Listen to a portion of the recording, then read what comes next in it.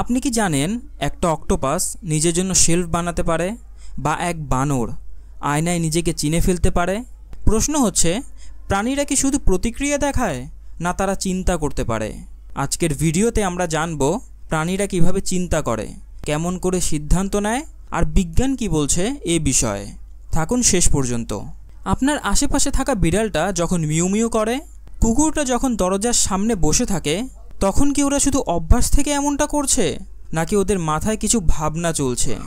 বিজ্ঞানীরা এখন বলছেন, হ্যাঁ, প্রাণীরাও ভাবে, তবে ভাবনার ধরনটা আমাদের মতো নয়। চলুন একটু একটু করে বুঝে নিই। আমরা যেমন শিখে ভুল না করার চেষ্টা করি, তেমনি অনেক প্রাণীও শেখে অভিজ্ঞতা থেকে। উদাহরণস্বরূপ, একটি ইঁদুর যদি ভুল করে বিদ্যুৎ শক খায়, সে আর ওই পথে যাবে না। বিজ্ঞানীরা এটিকে অ্যাসোসিয়েটিভ লার্নিং বলে থাকেন। মানে হচ্ছে, প্রাণীরা ঘটনার সাথে ফলাফলের যোগসূত্র খুঁজে নেয়। বানর, ডলফিন, এমনকি হাতিও আয়নায় নিজেকে চিনতে পারে।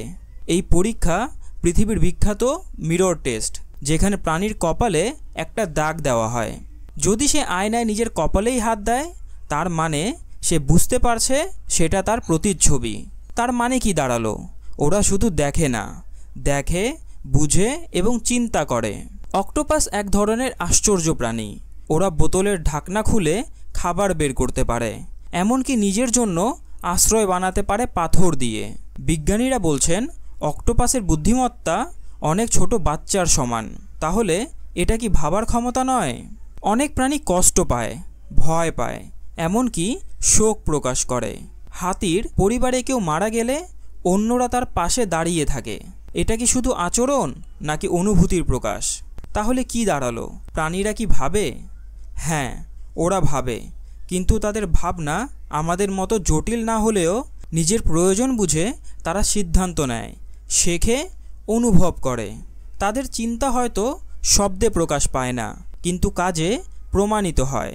আপনার মতে প্রাণীদের মধ্যে সবচেয়ে বুদ্ধিমান প্রাণী কোনটি? কমেন্টসে জানাতে ভুলবেন না। ভিডিওটি ভালো লাগলে একটি লাইক দিন, চ্যানেলটিকে সাবস্ক্রাইব করে পাশে থাকুন। আর আমরা এমনই মজার ও জানার মতো বিষয় নিয়ে আবার হাজির হব। ধন্যবাদ সাথে থাকার জন্য। দেখা হবে পরের ভিডিওতে।